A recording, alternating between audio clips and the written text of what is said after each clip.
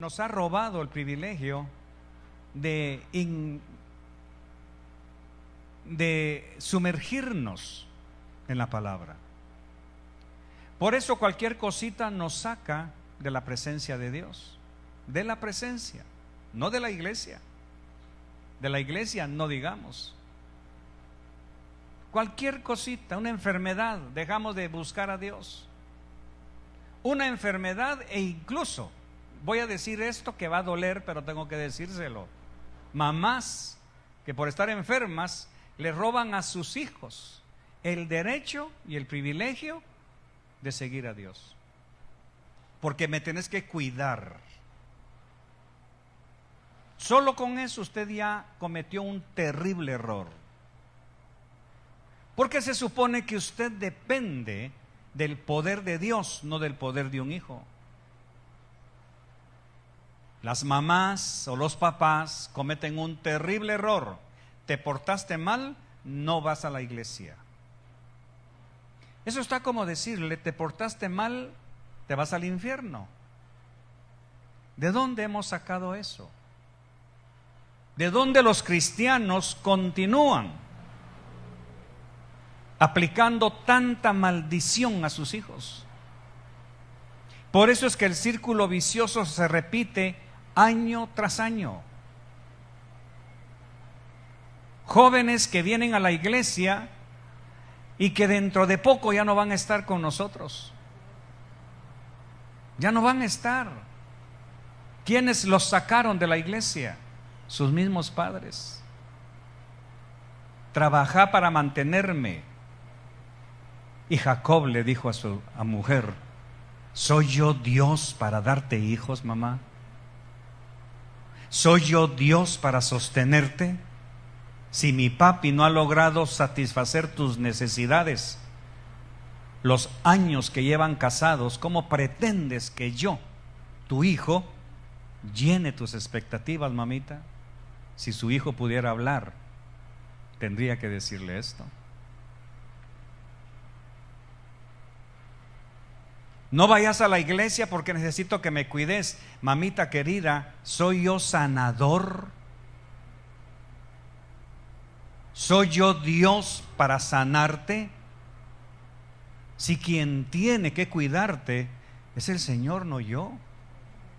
Ahí en ninguna parte de la Biblia dice: Carlos es mi pastor, nada me faltará. Ahí no dice así. Ahí lo que dice es: Jehová es mi pastor. En ninguna parte de la Biblia dice que en mis llagas, en las llagas de Carlitos, mi esposa es sanada. No dice así. Es en las llagas de Cristo.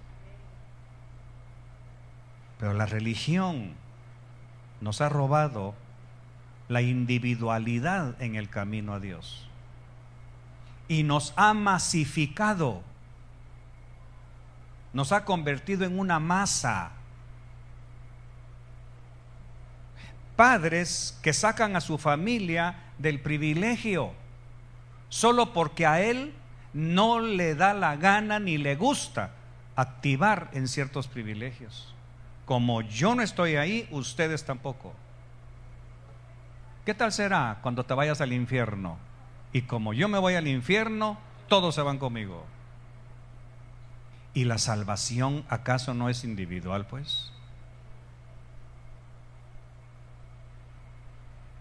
¿Acaso la salvación, dijo el Señor, miren a la mujer de Lot? Y ese mandamiento sigue vigente. El hecho que a ti no te guste la alabanza no tiene nada que ver que le prohíbas y le coartes a tu hija en el futuro que esté en la alabanza. Porque los llamados de Dios son individuales. Poquísimas veces en 16 años, quizá 2 o 3 me han visto a mí cantándole al Señor aquí. Yo no soy llamado a participar en un grupo de alabanza. Yo soy llamado a predicar. Pero eso no me obliga ni me autoriza a coartar a mi esposa su llamado de estar en la alabanza. ¿quién soy yo para oponerme al llamado de Dios sobre su vida? ¿Quién es usted? Eso fue lo que dijo Gamaliel, aquella gente que le estaban prohibiendo a los discípulos: no sigan hablando en ese nombre. Y Gamaliel les dijo: tengan cuidado, ¿no será que se están oponiendo a Dios? Cuando la iglesia evangélica entienda esto, los ministerios van a florecer, los hijos se van a volver al Padre, y entonces el Padre se va a volver a sus hijos, y usted no tendrá que volver a pagar colegio, ni universidad, ni ropa, ni zapatos. El Padre se lo dará al Hijo, cuando usted permita que el Hijo se vuelva al Padre. Pero mientras usted los quiera tener aprisionados y coartados, usted está quitando a Dios y está poniendo a su hija en su lugar. Eso es lo que pasó aquí. Pedro ha estado viendo milagros por todos lados. Capítulo 5 de Lucas. Aconteció que estando Jesús junto al lago de Genezaret, el gentío se agolpaba sobre él para oír la palabra de Dios. Y vio dos barcas que estaban cerca de la orilla del lago, y los pescadores, habiendo descendido de ellas, lavaban sus redes. Y entrando en una de aquellas barcas, la cual era de Simón, le rogó que la apartase de tierra un poco, y sentándose enseñaba desde la barca a la multitud. Cuando terminó de hablar, Jesús dijo a Simón: boga mar adentro y echad vuestras redes para pescar. Respondiendo Simón le dijo: Maestro, toda la noche, todo el año, estos 6 meses de lo que va del año, Señor, hemos estado trabajando y no he logrado hacer nada.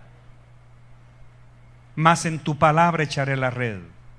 Y habiéndolo hecho, encerraron gran cantidad de peces y su red se rompía. Entonces hicieron señas a los compañeros que estaban en la otra barca para que viniesen a ayudarles. Y vinieron y llenaron ambas barcas de tal manera que se hundían. Viendo esto, Simón Pedro cayó de rodillas ante Jesús diciendo: apártate de mí, Señor, porque soy hombre pecador. Porque por la pesca que habían hecho, el temor se había apoderado de él y de todos los que estaban con él, y asimismo de Jacobo y de Juan, hijos de Zebedeo, que eran compañeros de Simón.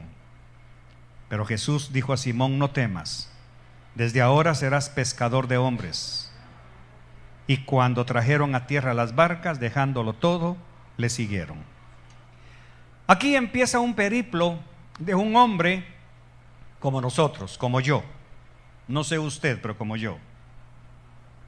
Pedro sorpresivamente se encuentra viendo un milagro. Ha trabajado toda la noche. Póngale a la noche todo el tiempo que ha transcurrido desde que salieron de la playa, llegaron al mar, estuvieron en el punto. Póngale 6 meses, 1 año, 2 años, 10 años, 20 años y no logra salir de deudas. Póngale los años que usted quiera a esa noche. He aprendido que cuando la Biblia dice Jehová te escuche en el día malo, no es un día de 24 horas, es un día de no sé cuánto tiempo. Porque el kairos de Dios no es un día de 24, es 1000 años. Un día para Él es como 1000 años. Así que un día puede ser 1 año de su vida. Cuando el mal visita en el día malo nuestras vidas, es un proceso de tiempo. Así que esta noche de Pedro, póngale usted las horas que usted quiera. ¿Cuántos años lleva trabajando para mantener su matrimonio a flote? ¿Cuántos años lleva usted trabajando para dejar un vicio? ¿Cuántos años tiene usted de estar queriendo disciplinar a sus hijos? ¿Cuántos años lleva trabajando para cancelar deudas y va para atrás en lugar de ir para adelante? ¿Cuántos años? Y se le aparece Jesús y le dice: echa tu red a este lado, y se hace el milagro. Y Pedro empieza a ser impactado por el Señor, día tras día. empieza a caminar con el Señor. Dice que dejándolo todo lo siguió. Pero no están dejándolo todo, porque vamos a ver cositas que Pedro no dejó, como yo. 34 años y no he dejado muchas cosas. Pero tiene que llegar el día en que, como Pedro, tengo que dejarlas obligadamente, si es que estoy consciente de quién es Jesús y quién soy yo. Entonces Pedro empieza a caminar con Jesús, lo bautiza en el río Jordán.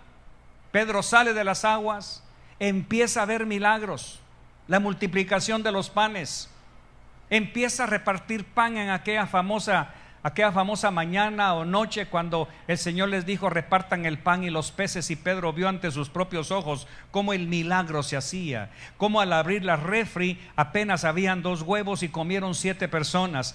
Pedro empieza a ver milagros, que con $4 logró pagar el recibo del agua, todavía le quedó para la camioneta. Empieza a ver la multiplicación, empieza a ver milagros, empieza a ver portentos y maravillas.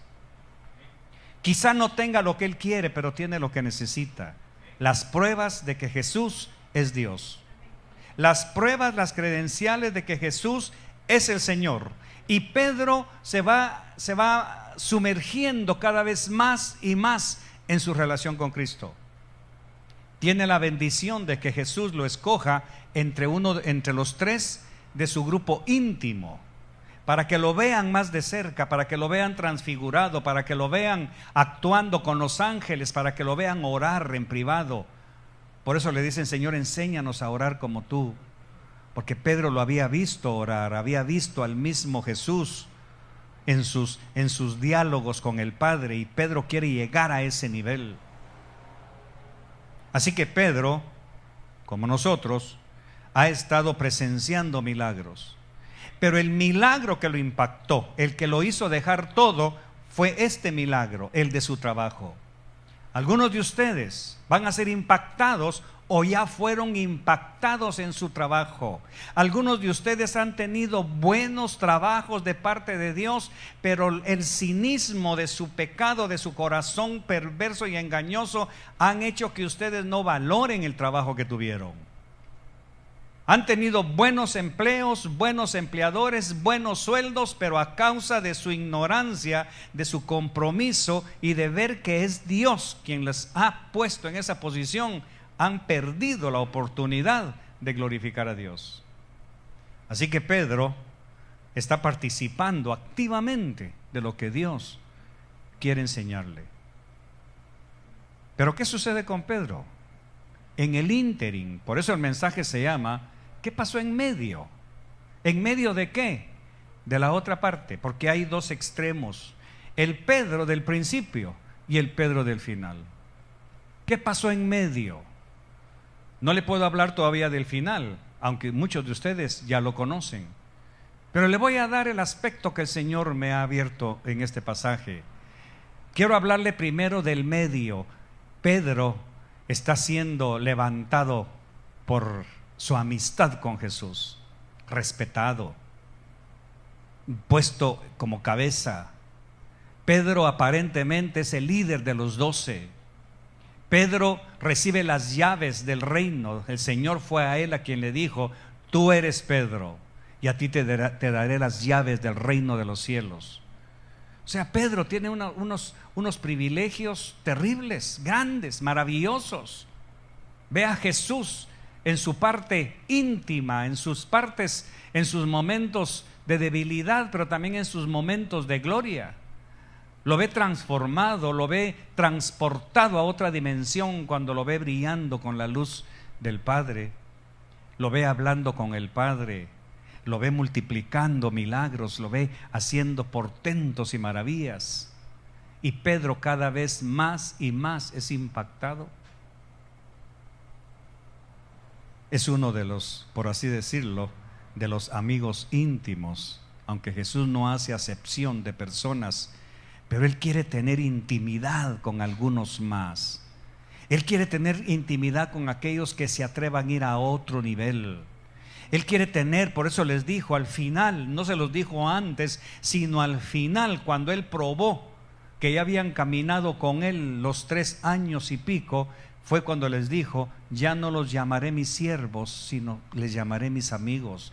Tú no puedes ser amigo de Dios si antes no caminas con Él un buen trecho, si no le demuestras el interés, la pasión, la definición, el dejar todo con tal de seguirlo a Él.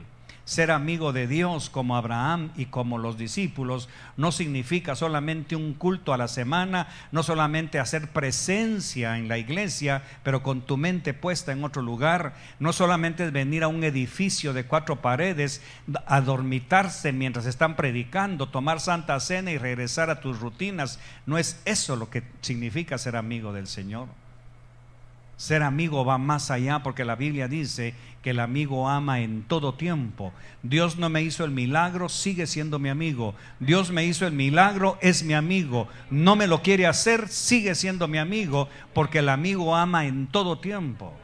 Pero la mayoría de evangélicos, un milagro negado y dejan al Señor, se van con el prestamista, se van a la casa de préstamos, se van al banco, se van con el primo, llaman a la prima de Estados Unidos porque su amigo no les hizo el milagro, le dan la espalda. Usted nunca fue amigo de Dios.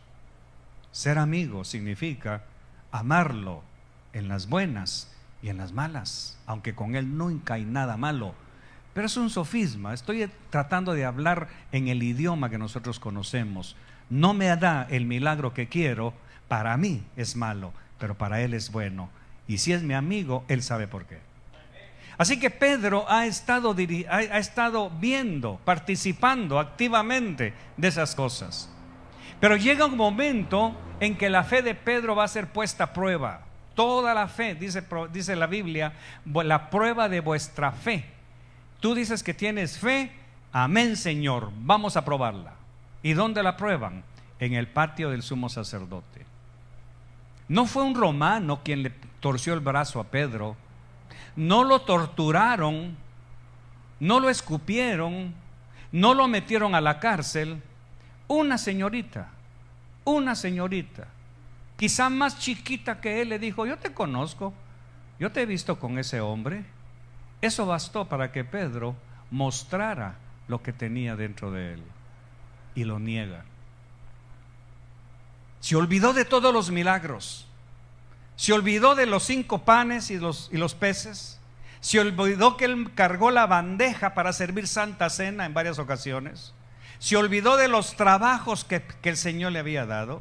Se olvidó de la pesca milagrosa de la que participó cuando lo llamó. Se olvidó cuando sanó a su suegra.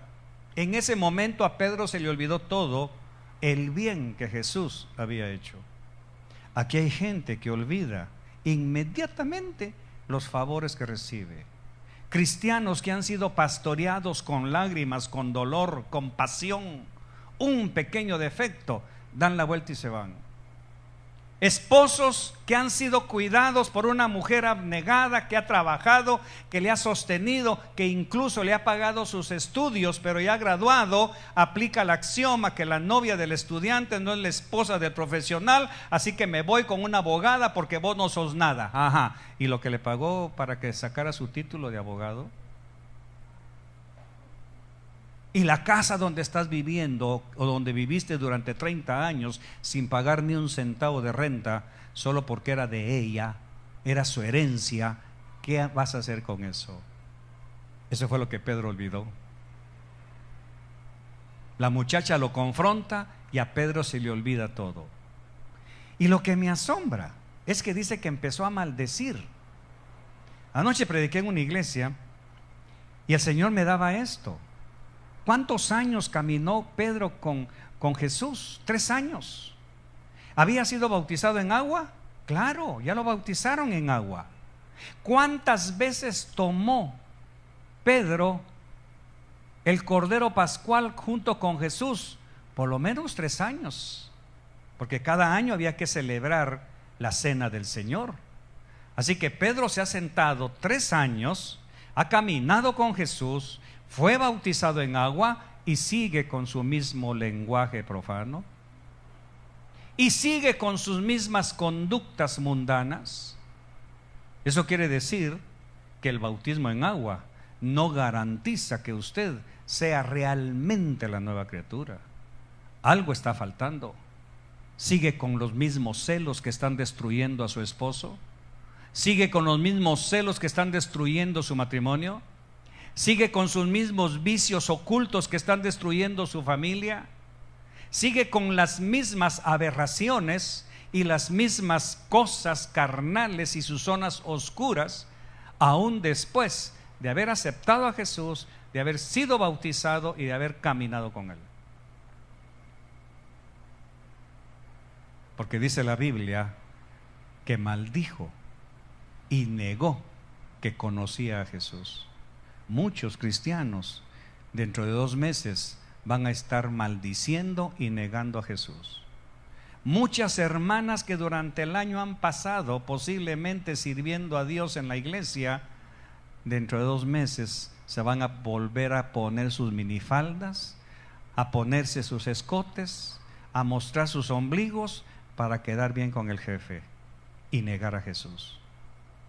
Muchas hermanitas que han pasado en santidad durante el año, un día, el 18, 19 o 20 de diciembre, con tal de mantener el trabajo, no van a dudar en irse al motel con el compañero, porque significa mantener la plaza de trabajo, aunque en enero en la Santa Cena se reconcilien con Dios. Muchos ministros de alabanza, ministros del altar, pastores, dentro de un par de meses van a vender su primogenitura, van a negar que son de Cristo por irse a tomar con sus amigos un trago de licor. Muchos al salir de la iglesia no se van al patio de Caifás a negar a Cristo, se van al cine, se van al billar, se van al bar, se van al fútbol, a darle rienda suelta a su lenguaje profano, negando que conocen a Jesús. Así que Pedro hizo lo que dijo que nunca iba a hacer. Hasta la muerte voy contigo. Muy bien, aquí está el momento de la muerte. La muerte de su seguridad, la muerte de su ego, la muerte de su yo, la muerte de su prestigio, la muerte de su trabajo, la muerte de la familia. Algunos de ustedes van a ir, como dice Pablo, cuando yo me vaya, dijo Pablo, de entre ustedes mismos se levantarán falsos cristos. Y se lo está diciendo a los ancianos de Éfeso, despidiéndose de ellos en el muelle. Tengan cuidado, porque de entre ustedes se van a levantar falsos maestros. Dentro de nosotros hay gente que al salir de aquí niegan a Jesús con sus hechos, con su conducta, y como camaleones toman la forma del mundo, de la familia. ¿Vas a venir a almorzar, mija, como todos los domingos? No, mami, hoy quiero quedarme. Acordate que solo una nana tenés. Vaya pues, mamá, ahí voy. Aprovechando que estás aquí, como ya viene noviembre, fíjate que quiero ir a enflorar y no quiero llegar cuando toda la gente esté porque me da calambre. Así que me puedes acompañar a enflorar a tu abuelita. ¿Qué vas a hacer? ¿A negar a Jesús? ¿A negar lo que dice Isaías? Maldito el que se siembre a comer en las tumbas. Pero por mi mamá. ¿Por qué? Es que mi mamá me ha dicho que cuando ella muera, ahí tiene las escrituras de mi terrenito. Y si no la acompaño, pierdo las escrituras, como Adán. Si como, pierdo a Dios. Y si no como, pierdo a Eva. ¿Con quién me quedo? ¿Qué hago? Si no enfloro, pierdo mi terreno. Y si enfloro, me gano a mi terrenito de 8 por 8. Así que, ¿qué hago, Señor? ¿Qué escogió Adán? ¿Perder a Dios a costa de quedarse con una mujer? Muchos niegan al Señor por quedarse con un trabajo, por quedarse con un sueldo. Niegas a Dios por quedarte con un hijo. Niegas a Dios por quedarte con un hombre. Niegas a Dios por quedarte con un nombre, con un prestigio, con una fama.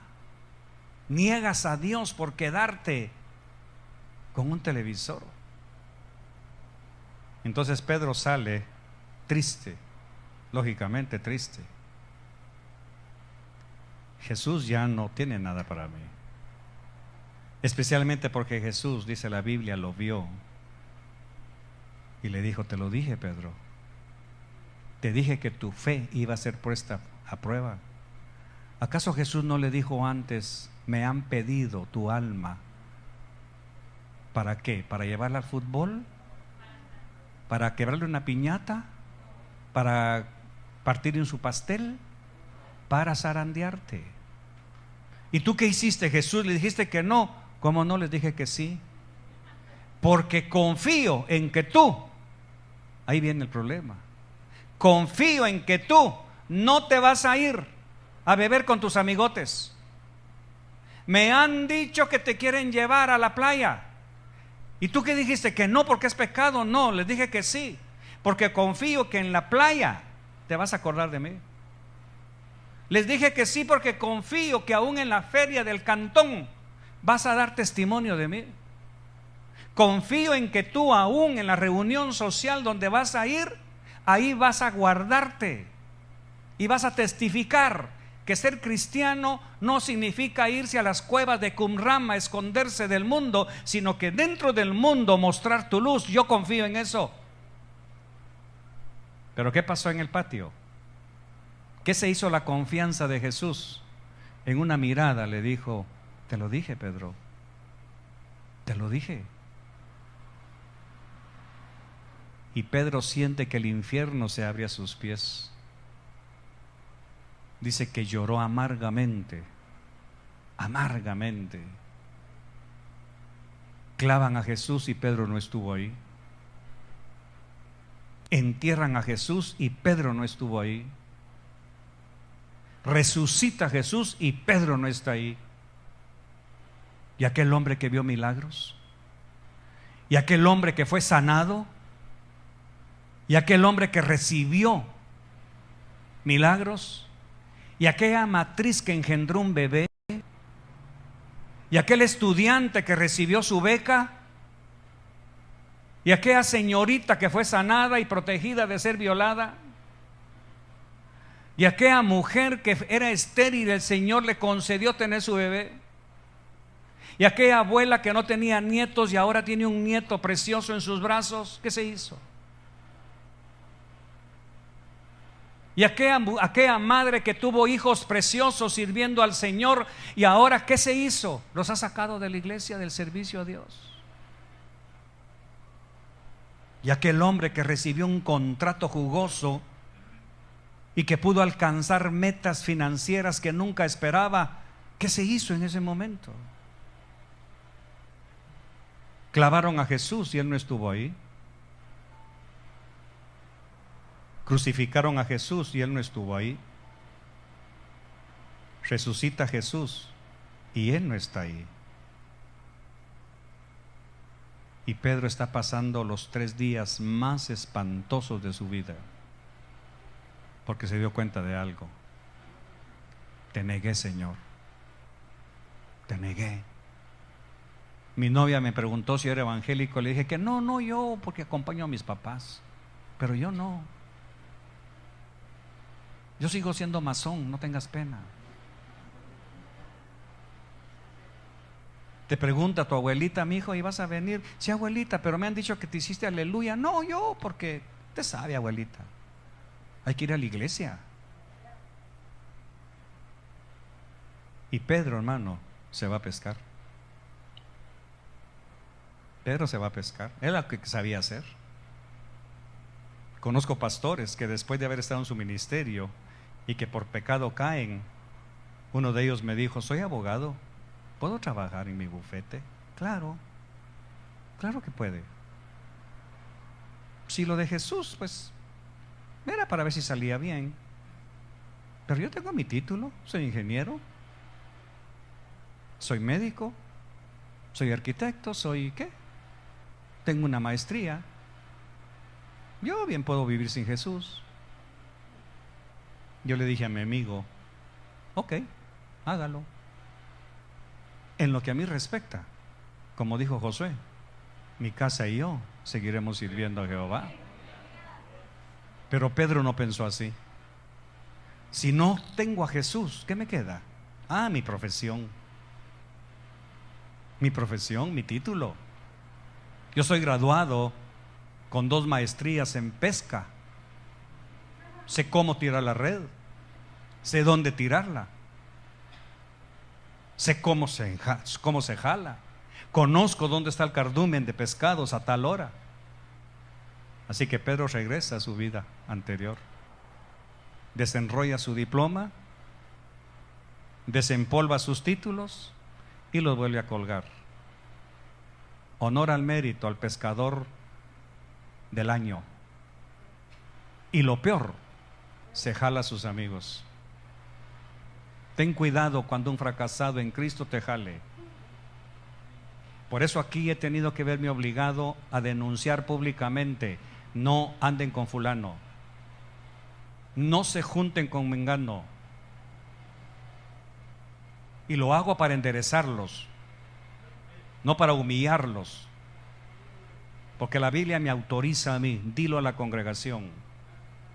Lo que yo cuido es el derecho de honrar el nombre del Señor, aunque eso no le guste a mucha gente. Pero mi obligación es sacarte del infierno. Eso dice la Biblia. Y a algunos arrebatarlos. Eso me ordena a mí la palabra. Y si para eso tengo que decirlo públicamente, te lo voy a decir, mi querido amigo, hermano y hermanita, porque es para tu bien.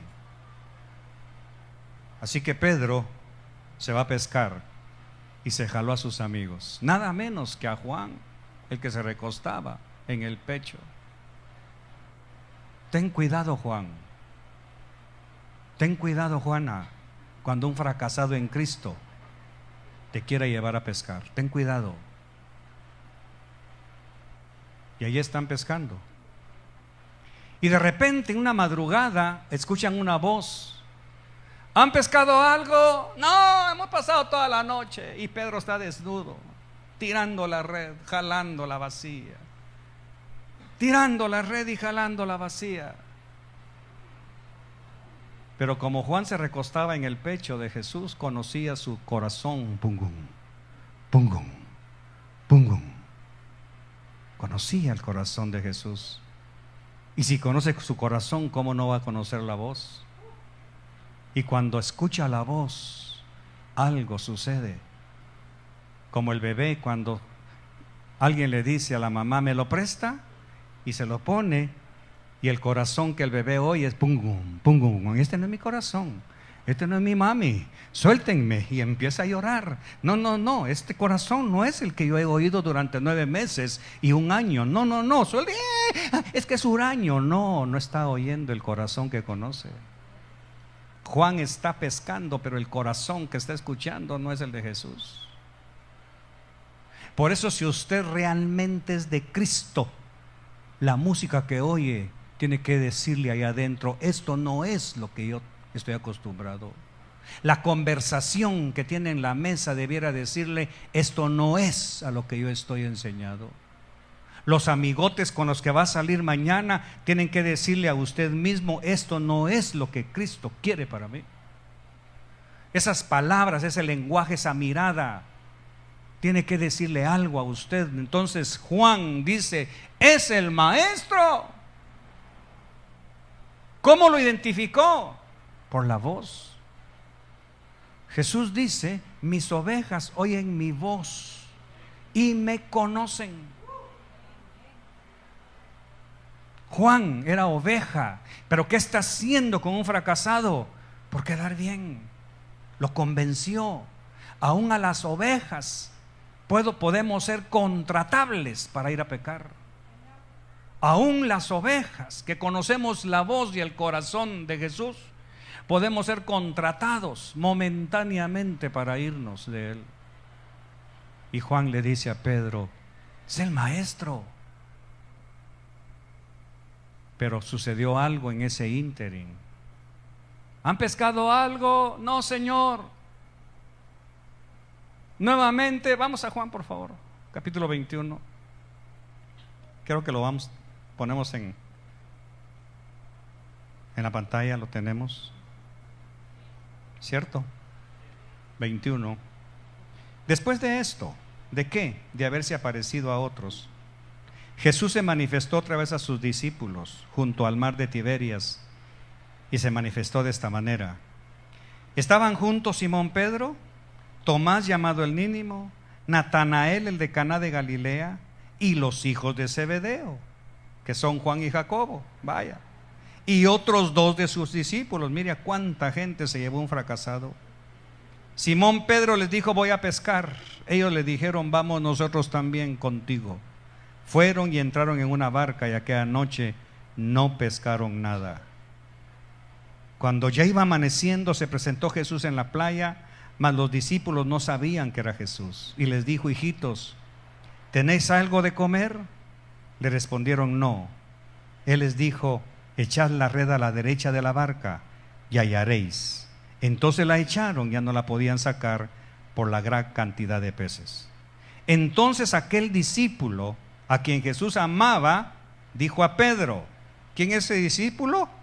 ¿Se saben que es Juan? Es el Señor. Simón Pedro, cuando oyó que era el Señor, se ciñó la ropa porque se había despojado de ella y se echó al mar. Y los otros discípulos vinieron con la barca arrastrando la red de peces, pues no distaban de tierra sino como 200 codos. Al descender a tierra vieron brasas puestas y un pez encima de ellas y pan. Jesús les dijo: traed de los peces que acabáis de pescar. Subió Simón Pedro y sacó la red a tierra llena de grandes peces. 12. Les dijo Jesús: venid, comed. Y ninguno de los discípulos se atrevía a preguntarle: ¿tú quién eres?, sabiendo que era el Señor. Vino pues Jesús y tomó pan y les dio, y asimismo del pescado. Esta era ya la tercera vez que Jesús se manifestaba a sus discípulos después de haber resucitado. Así que Pedro está en la barca desnudo, y oye la famosa pregunta: ¿pescaron algo, muchachos? No, no hemos pescado nada. Y oye una frase que había escuchado hace 3 años y medio, la misma frase, las mismas palabras, con las mismas comas, la misma sintaxis: echen la red a la derecha. Eso tuvo que haber provocado en Pedro algo que despertó su fe. Me imagino, y aquí viene, le pido perdón por mi imaginación, que Pedro se pone a pensar: no me vayan a decir que es Jesús, no me vayan a decir que es Jesús, porque fue lo mismo que me dijo hace 20 años cuando me sanó. No me diga que el pastor Berché está predicando lo mismo que el Señor me dijo hace 18 años. No me vayas a hacer las mismas preguntas que me hiciste, Jesús. Porque Pedro está en la orilla y oyó: congele esa imagen, echen su red a la derecha. En una fracción de segundo, Pedro es transportado a otra playa. Es transportado mentalmente a otra barca, a otra dimensión. No me digas que es Jesús, si huyendo de Él estoy.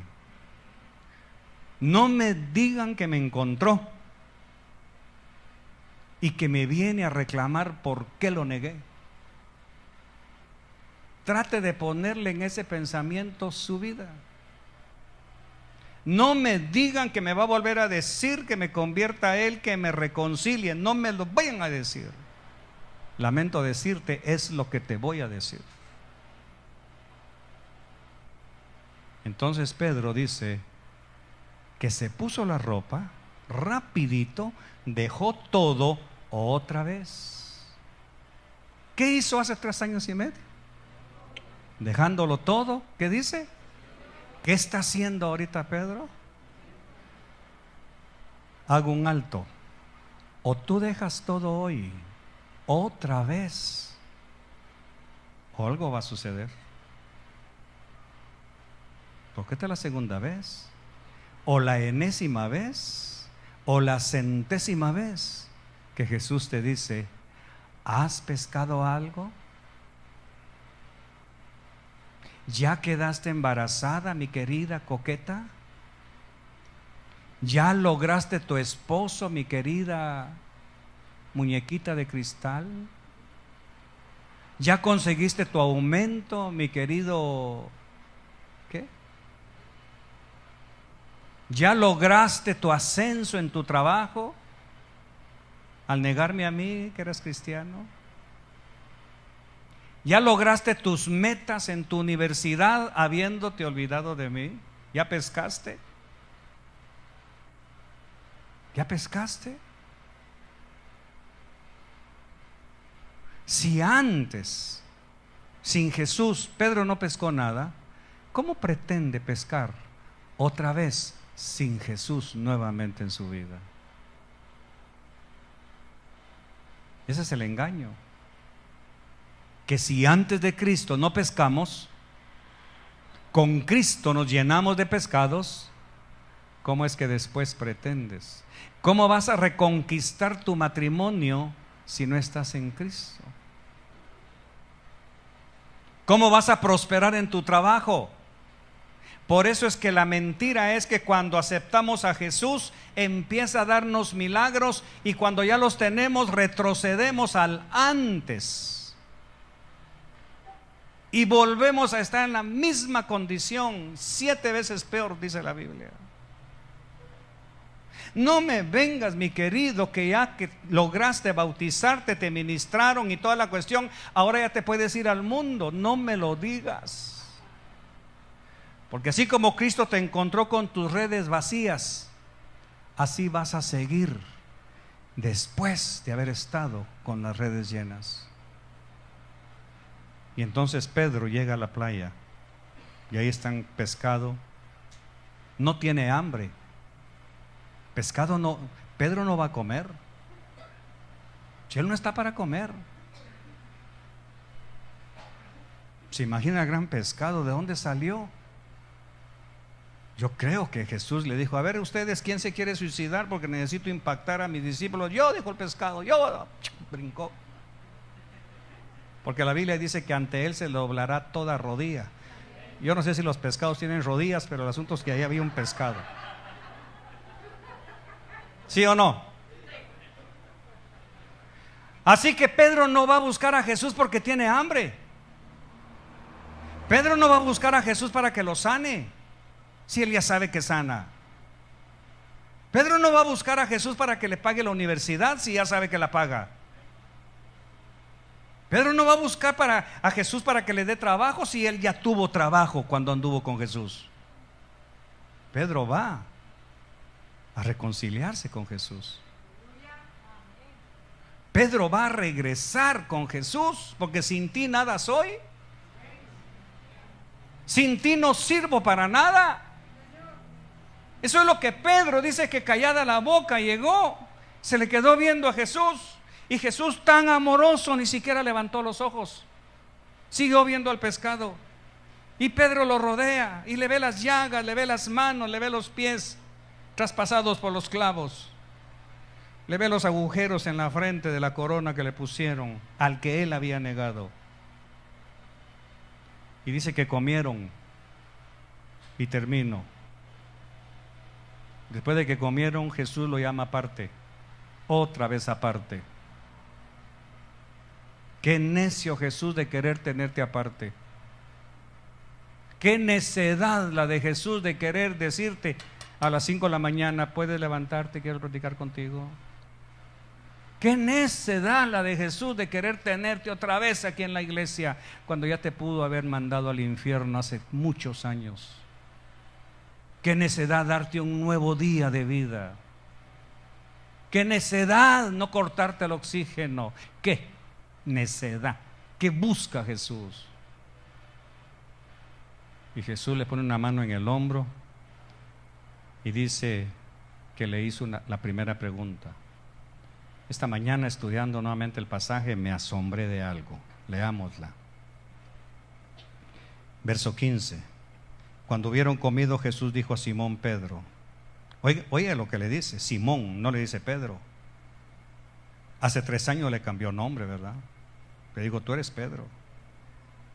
Pero ¿por qué ahora le llama Simón? Hijo de Jonás. No le dice Pedro, hijo de Dios. Porque es lo que te va a decir a ti.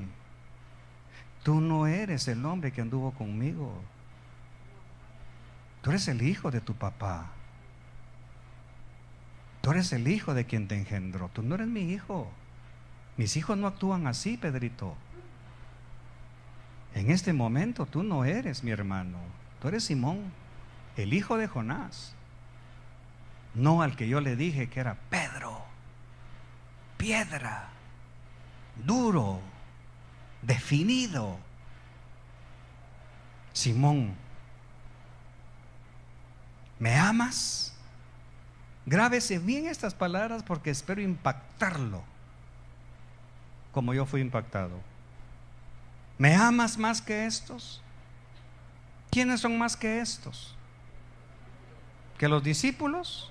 No, más que los pescados. Recuerde que ahí está la red llena de pescados. Y Jesús, ¿cómo encontró a Pedro? ¿Qué estaba buscando? Pescados. ¿Cuál era su prioridad? Pescados. ¿Cuál era su fin? La universidad. ¿Cuál era su fin? El ministerio. ¿Dónde estaban sus ojos? En el negocio. Por eso Jesús le pregunta, ¿me amas más que estos pescados, Pedro? ¿Me amas más que tu dinero? ¿Me amas más que tus hijos? ¿Me amas más que tu iglesia? ¿Me amas más que tu carrera? ¿Me amas más que tu casa? ¿Que tu cama? ¿Me amas más que tu billetera? Eso es lo que Jesús le está preguntando a Pedro. Porque en cuanto Jesús desaparece, Pedro fue a buscar pescados. ¿Me amas más que estos? Ahora escuche la respuesta de Pedro. Sí, Señor, tú sabes que te quiero. Jesús no le preguntó si me quieres. Le preguntó, ¿me amas? Pero Pedro es chispudo, como usted, como yo. Si le digo que lo amo, me va a preguntar, ¿y por qué me negaste?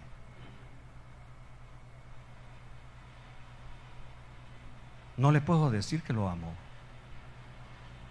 Te quiero. Pero te quiero es un grado menos que amar. La mayoría de nosotros queremos a Jesús. Queremos sus pescados. Queremos sus milagros. Pero no lo amamos a Él. Y la segunda vez Jesús le pregunta, ¿me amas, Pedro? ¿Y qué le vuelve a responder Pedro? Sí te quiero, Señor. Te quiero, Señor. Porque mi conducta no muestra que te ame. Porque lo que hago, Señor, no es un fruto del que te ame. No te amo, Señor, perdóname. Apenas te quiero. Eso es todo.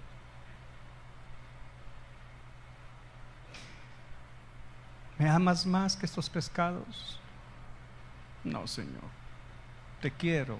Amo los pescados. Amo el dinero. Amo a mi familia. Amo a mis hijos. A ti solo te quiero. Porque si te hubiera amado, no te hubiera negado. Y la tercera vez, Simón, otra vez, ¿me amas? Y Pedro se entristeció de que le dijese la tercera vez, ¿me amas? Esto fue lo que me golpeó esta mañana, cuando Jesús me pregunta, ¿me amas, Carlitos? No, Señor. Cualquier cosa me saca de tu presencia. Cualquier cosa, Señor. El trabajo, el deporte, el campeonato, los estudios, el colegio, un dolor de cabeza, mi mamá enferma, mi jefe, Señor, las horas extras.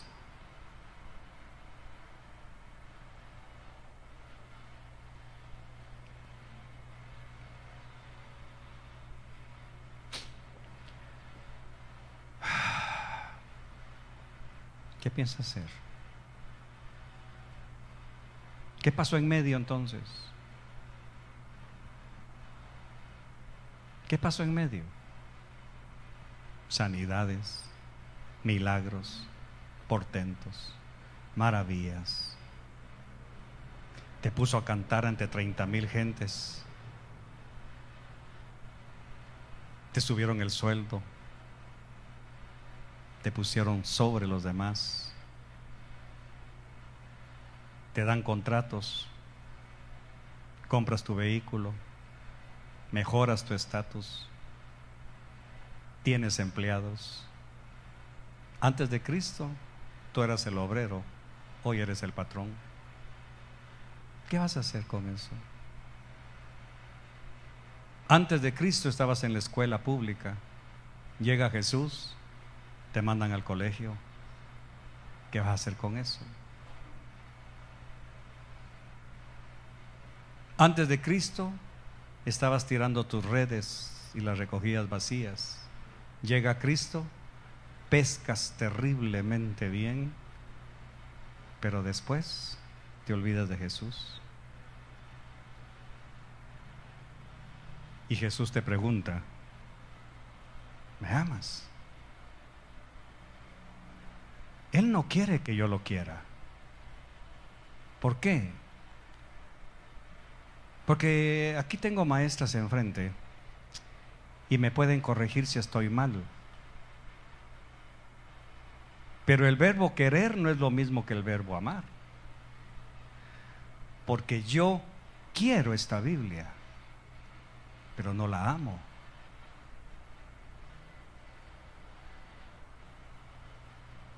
Yo quiero tu cuerpo, pero no te amo.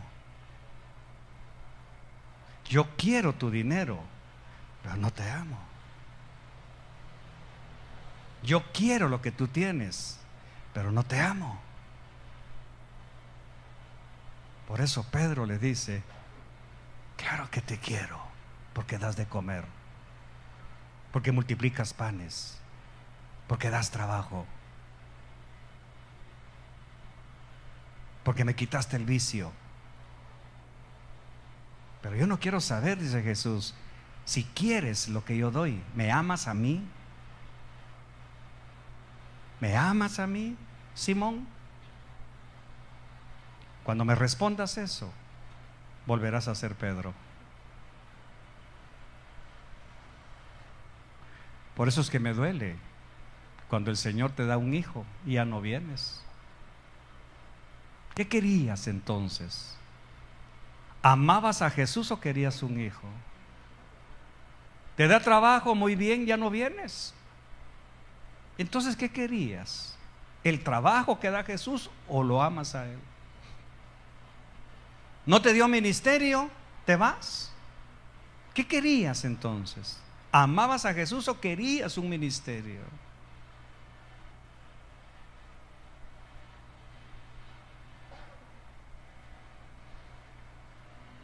Padre, muchas gracias por tu palabra.